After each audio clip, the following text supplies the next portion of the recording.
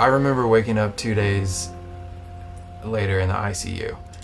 I knew that just things weren't right, and being in that scenario that I'm so familiar with as being a provider, but the role was kind of switched to where I am in that position now, and this is real. 3 years ago, when I went down to the trauma bay to respond to a trauma code 1, what I encountered was a young male who was on the verge of dying. He had been in a motorcycle crash. He was awake and somewhat responsive, but very confused and very unstable. I knew at that moment that we needed to do something quickly in order to get him to survive.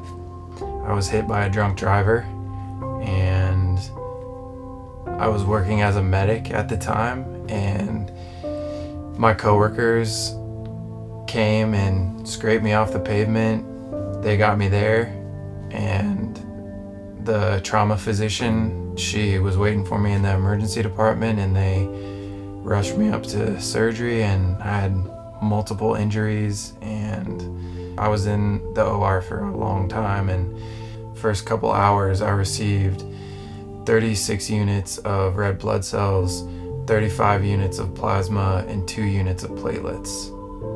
He got a tube in his chest in the trauma bay to drain out blood from his right chest, and we immediately took him to the operating room while we were giving him blood products. 6 hours later, got him to the ICU alive. During the operations, more than once, we thought he wasn't going to make it. And we had enough blood products to get him through that process, and we got him out of the OR, and he made it to the next day. He required approximately 10 other operations in total. He's survived and doing great. Able to come back and make a full recovery, basically, minus, part of my liver, a kidney, all my broken ribs, a lobe of my lung.